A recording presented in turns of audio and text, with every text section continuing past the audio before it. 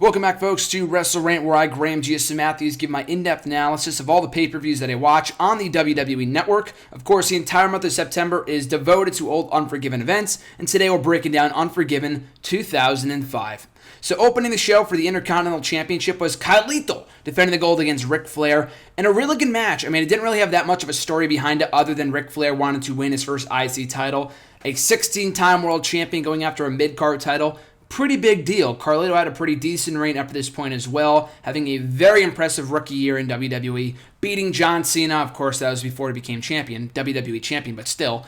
Beating John Cena in his debut match on SmackDown for the U.S. title, and then beating Shelton Benjamin for the Intercontinental Championship in his Raw debut match only a couple months later. So Carlito had a huge first year in WWE. Why they never did more with him, I mean, part of it is due to the fact that he was lazy. It seemed like he had no motivation. That's kind of just part of who he was. He was smoking all the time towards the end of his run, but still, early on in his run in WWE, the first few years, especially from 06 onward, they should have done more with him. But regardless, though, a really good match. I mean, not a stellar match or anything like that, but Carlito had a pretty impressive performance. Didn't really do anything to kind of stand out. Of course, his biggest match to date against a former 16-time world champion, Ric Flair, adding a lot of prestige back to that IC title by winning it back. He never really had the most amazing or even the most memorable reign with that title after he won it on this night, but people reacted positively to it, reacted favorably to him winning the belt on this show, of course, because he's fucking Ric Flair. But still, like I said, the subsequent reign that he would have with that belt was nothing too memorable, but just the fact that he was holding it really helped that belt mean something again. Even though the championship was doing pretty well for itself up to this point, Shelton Benjamin had a very long reign with that title from October of 04 to mid-05. Then Carlito won it, so that title had changed hands very few times. Benjamin did a great job with that title. Carlito did a pretty good job as well. And then you have Ric Flair when it continues the lineage and the prestige of that championship. And Ric Flair takes the mic after the matchup, says, I'm going to make this title mean something again. It's a great moment. Thank you for sharing with me. Woo! And all that other stuff. And throughout the night, we see various videos of Ric Flair in the limo with some women and just kind of having some fun Ric Flair style. Limousine riding, jet flying. That is Ric Flair. That's the way he rolls. So kind of a great way of kicking off the show, in my opinion, with a new Intercontinental Champion crowned in Ric Flair. So after that, we have Trish Stratus and Ashley Maurasso taking on the ladies in pink, as they call themselves, Tori Wilson and Victoria, with Candice Michelle in their corner. So a much better match than I thought it was going to be. Nothing too great, but especially considering Ashley was involved, she was never the greatest worker. I mean, I think that goes without saying. She was actually a commentator for one of the shows that I went to a couple months ago, that Legends of Wrestling show, in not MetLife, in Citi Field, the Met Stadium in New York, and she was terrible. She was never a great wrestler. She was never a great talker. She was a sight for sore eyes. She was a cutie, and that's why I always loved her in WWE before she got released. But as a wrestler, though, she was never anything special. Trish, thankfully, did most of the work for her team. Ashley, when she tagged in, was not good at all, but thankfully she was kept limited. And then when you have two opponents in Tori Wilson, who was never really the greatest anyway, but she could hold her own in the ring, and then Victoria, who was also a great opponent, a great wrestler in her own right, then you're going to be carried to a pretty decent match. They got some fine time. Trish Stratus making her return to the ring on this show, so this was more about her than it was Ashley, who had just come off winning the Diva Search, I believe, that year. So kind of a showcase for both of them. So obviously they went over, but Trish Stratus, and I've talked about this before too, obviously she made a return to the show, but I've talked about this before in past WrestleRant videos. She got injured, I think, in April of that year, and she was out for a solid 5 months, and she held on to that championship the entire time. I don't think she made many on-air appearances throughout that period of time either. So, and like I've talked to people on Twitter about it before too, I guess they really didn't feel that there was anyone else who could be worthy of holding that championship at that period in time. They had some pretty faces on the roster, but I don't think any of them were capable of being champion, because none of them were the greatest workers. Trish Stratus was, above and beyond the greatest worker at that period in time. Lita was still out injured. Ashley had just won the Diva Search. Victoria, I could see an argument as to why she could have won the belt, and then Tori Wilson wasn't really there either. Neither was Candice Michelle. But still, I was always kind of wondering, especially on this show too, why they never stripped Trish Stratus of the belt, or at least kept it vacant until she came back. That's one of the longest reigning, I think the longest reigning WWF Women's Champion, or WWE Women's Champion of the modern era before, since Fabulous Moolah. But when you consider that 5 months of those 12 or something like that, she wasn't even in action, not really all that impressive, but just something, just kind of a brief note there that I thought was interesting. So after that, we had Big Show versus Snitsky. After Snitsky targeted the hand of Big Show, I believe it was. I think that was the story coming into this match. So it was a pretty simple story, a fine match. I'm no Big Show fan. I've made that very well known, very well established here on the show in the past, but he's much more bearable back in 2005 than he is in 2015. But a fine match. Snitsky was another guy that I never really felt, he was never world champion material or anything like that, but they could have done more with him considering that, all the stuff that he did over the course of his run in WWE with Kane and Big Show and Umaga, and they never really ended up doing anything with him. He was just kind of floundering for the 3 or 4 years that he was there, so it was kind of weird, but still, for what it was, though, a fine little match with Big Show, and it didn't overstay its welcome. Big Show went over. Snitsky was not completely squashed, so he didn't look terrible here. But, fine match. It didn't, like I said, didn't overstay its welcome, so I was fine with it.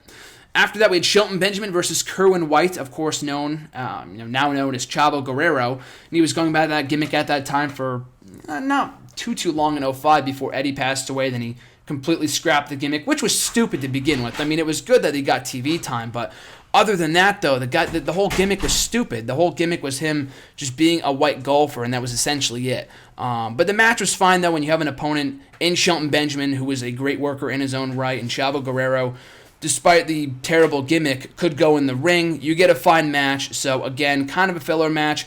Why you would have the guy lose upon... I don't think this was his in-ring debut. I'm pretty sure he'd already debuted in the ring before this. Kerwin White, that is. So I don't know why they would have him lose if they were trying to build him up. But it would have been a shame for Benjamin to lose here anyway, considering he was the bigger of the star between the two of them. But still, a decent match. There really wasn't anything wrong with it from an in-ring standpoint. It was just hard to care because Benjamin was kind of floundering at this period in time when he didn't deserve to be after his pretty lengthy run as IC champion, and Kerwin White was a gimmick that went nowhere, so thankfully ended up getting scrapped. But the match was fine, though, so you can't really complain about that. So after that, we get a steel cage match between Matt Hardy and Edge. Easily the best match in the entire series between the two. The latter match they would have on the Raw Homecoming show, I think about a month or a month and a half later after that, was pretty good. It was pretty obvious that Edge was winning. There was no way that Matt Hardy was coming out of that match with the briefcase. And I was pretty disappointed, as many other people were, with the SummerSlam match they had the month prior, where Edge essentially just beat the shit out of Matt Hardy for like 5 minutes.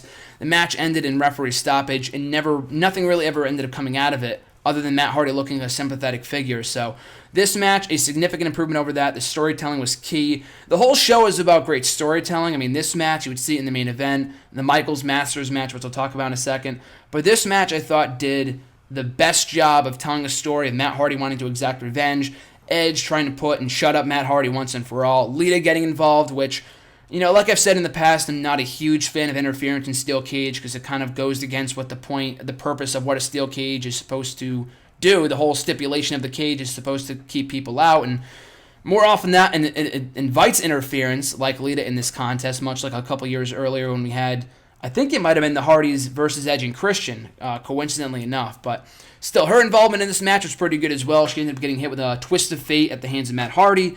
Matt Hardy with the most memorable spot on the entire show with the leg drop off the top of the cage, a bloody mess, as well as Edge. And Matt Hardy ended up picking up the triumphant victory. So this could have been the end of the feud right here. No one would have complained. Put forth an amazing match. Was more of kind of a brawl than it was a wrestling match, which was to be expected, which is exactly what it should have been. I mean, with the personal animosity between the two, on screen and behind the scenes too, it made more sense to make this more of a brawl than it was a wrestling match. But in my opinion, the best match in the entire show, a fantastic match between the two. And like I said, you could have blown off the entire feud with this one match and it wouldn't have mattered. Edge needed his win back come SummerSlam or come the Raw Homecoming show to blow off the feud and send Matt Hardy to SmackDown. But a very underrated feud with all the other great feuds you would have in 2005 with Orton and Undertaker, Batista and Triple H, Rey Mysterio, Eddie. I mean, you can go on and on and on. Cena and JBL, Cena, Jericho. A lot of great feuds in the month, or the year rather, of 2005, and this one kind of gets buried underneath. But and I'm pretty sure there's a special on the network where it highlights this feud, I think in the rivalry section or something like that. So be sure to check that out at your leisure. But after that, for the World Tag Team titles, Lance Cade and Trevor Murdoch beating the Hurricane and Rosie for the World Tag Team Championships. A fine match. I mean, the match kind of went longer than it should have. From an in-ring standpoint, it was nothing special. The Hurricane and Rosie, while they were a fun tag team, they were, I think, together a lot longer than I thought they were. I think it was about 2 years their run lasted, and it was shortly after this. I mean, they were trying to build tension, trying to build trying to tease tension between the two, going into their inevitable split when Hurricane turned into Gregory Helms, and Rosie ended up getting released from the company. And I think they were going to try to do a 2-minute or 3-minute warning reunion between him and Umaga when he got hired back a couple months after this, but that never ended up coming to fruition. They wanted to push Umaga as a single star. But still, it was a pretty good match while it lasted. I mean, for a World Tag Team title match, considering he was involved, but it was hard to care. The people didn't really care. The crowd just kind of sat in their hands. Trevor Murdoch and Lance Cade weren't really over at this period in time. I'm pretty sure they had just debuted. And they lasted a long time, too. I'm pretty sure they never split up at any point during their run. They were together from late 05 to, I want to say, I think mid-08, right before Trevor Murdoch got released from the company. So they were together for a long time, and it didn't really help their cause. I mean, they were being built up at this period in time and to win the World Tag Team titles, and one of their first few matches together was good. It really helped add credibility to their act. What didn't help, though, was how they dropped the belts. Maybe, I want to say, 3 or 4 weeks after this to Big Show and Kane, the Taboo Tuesday pay-per-view, and Lance Cade and Murdoch wouldn't win the belts back for another 2 years, I think, so that was kind of a waste. But the match was fine for what it was. Can't really complain. The right result. They needed to get the belts off of Hurricane and Rosie to build to the inevitable split between the two as Hurricane eventually became Gregory Helms again. So after that, we had Shawn Michaels and Chris Masters, another very underrated match on this show, and arguably the best match that Chris Masters has ever had in WWE, both in his first run with the company and his second stint, too, from 2009 to 2011, however long he lasted. But this was a very, very good match, a lot better than I thought it would. And name me a better Masters match that he had in the company at this period in time. I mean, the guy debuted in February of 2005. This was only a couple months afterwards in September.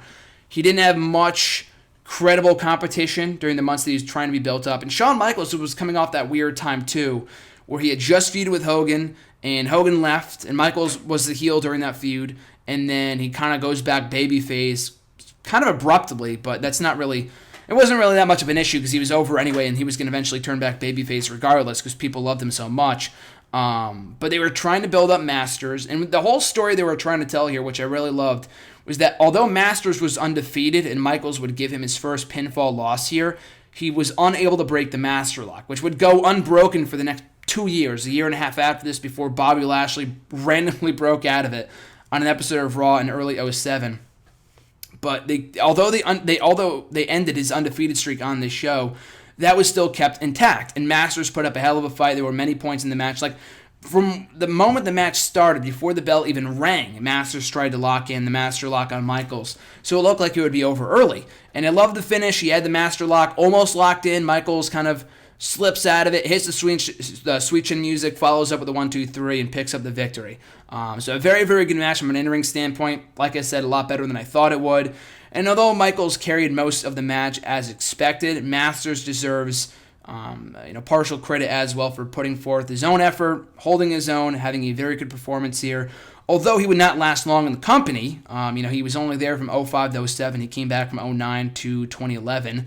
And in neither stints did he ever really do anything. He never won any championship gold, which is a shame because he would get better over time. I mean, his physique was, most of the reason why he was hired. He never really had much mic skills or charisma.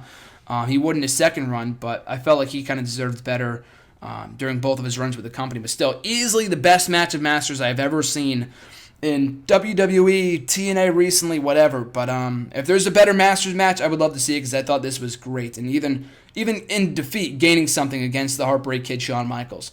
So we get to the main event for the WWE Championship. Kurt Angle contending for the gold against John Cena. They transitioned into this feud right after Jericho left the company, and he got fired. So Kurt Angle was named the number one contender by default by Raw general manager back then anyway, Eric Bischoff. So, I mean, these two, I always looked at Angle and Cena as like the CM Punk and John Cena of their time. From 2002 to 2005, those guys had an incredible series of matches. From the moment that Cena debuted in WWE and Cena's debut match in June of 2002 to these series of matches in late 2005, and Angle would leave the company in late 2006, so it wasn't long after this that he was gone. But just these guys always work well together. I cannot recall one bad match they had. They had a couple of matches on pay-per-view in 02, in 03, 04, 05. So they had a number of matches on pay-per-view before. That's why I say it was kind of like the Punk and Cena of their time, because for one thing, they had a lot of extensive history together. Two, their matches never cease to impress me. They never cease to entertain me. They just have the undeniable, amazing chemistry in the ring together, both as rivals, in-ring rivals, and also as just pure rivals in general in terms of a storyline standpoint, because people cared about Angle. They cared about John Cena. This was at the period in time when John Cena was still in his first stint as WWE Champion, so they were trying to build him up as a credible in-ring threat and knocking off the threats, knocking off the opponents such as JBL, Christian, Jericho, now Angle started to help him build credibility as an in-ring performer and as WWE Champion. Was this the best match they ever had? I don't think so. It was a pretty good match. The DQ finish was kind of lame, but it would build to the following pay-per-view, and I think they did, I want to say on the next pay-per-view in Taboo, they did the triple threat with Michaels, and then they would go back to the one-on-one match between Angle and Cena for Survivor Series. Not exactly sure, but they would have better matches down the stretch, and they would have better matches before this, but still, to say, this was the worst of the bunch is not really saying too much, considering the fact that all the other matches were so amazing. This was just kind of the, not the greatest of all of them, but still, very good main event to the show. Kurt Angle wins in disqualification, so keeping him strong. Does not get pinned. He was, coming into this match with a head of steam, head of momentum after the great 05 that he had, beating Eugene at SummerSlam, beating Michaels clean at WrestleMania, and all the other great things he did over the course of 2005 during his run on Raw with this series of matches, with Cena being one of them. So effectively building to the next pay-per-view title match between the two. I believe, like I said, at Taboo Tuesday, maybe involving Shawn Michaels as well. So that was Unforgiven 05 on the whole. Pretty good show on the whole. I would not say it was like the greatest pay-per-view I've ever seen, but especially in comparison to some of the previous Unforgiven shows, from 98, I think was the initial installment, up until 02, they gradually got better and better and better, with 02 being the best of the bunch. And then with 03 and also 04, they were kind of mediocre, not many great matches on the show to look out for, so I would skip those shows. This was easily the best installment since 02, if not a better show than that. I thought this was a very stacked show from start to finish. A fantastic show? No, but a very well-rounded undercard. Some very good main events. The main event was very, very good between Angle and Cena. A classic outing between the two. Michaels and Masters, a lot better than I thought it was going to be. A very impressive performance from Masters, like I said. New World Tag Team Champions crown, new Intercontinental Champion crown, an entertaining opener, an amazing steel cage match. If there's any one match on the show to look back to check out from the show, it would absolutely be the steel cage match between Hardy and Edge. Big Show and Sinetsky was fine. The women's match was fine. We got a Benjamin win. So overall, very, very good show. Not much to complain about. We had some newsworthy title changes and some great main events as well. So absolutely check out this pay-per-view when you get the time on the WWE Network, Unforgiven 2005. But in the meantime, in the between time, you guys can catch me on Facebook at facebook.com/Graham.Matthews. Find me on Twitter. Follow me there at WrestleRant. Be sure to like, comment, share, and subscribe. Check out the website at nextairwrestling.net for live reviews of Raw, SmackDown, Impact, Main Event, Superstars, NXT, Ring of Honor, and everything else in between. Of course, I'll be back on, this is going up on Tuesday, I want to say. Maybe next week, I'm not exactly sure. But anyway, whenever the next video of WrestleRant is up, it will be covering Unforgiven 2006, featuring John Cena and Edge in a TLC match, and a Hell in a Cell match between the McMahons and D-Generation X. So, of course, guys, thank you for watching. Always appreciate the support. I'm Graham Matthews, and I'll catch you guys down the road.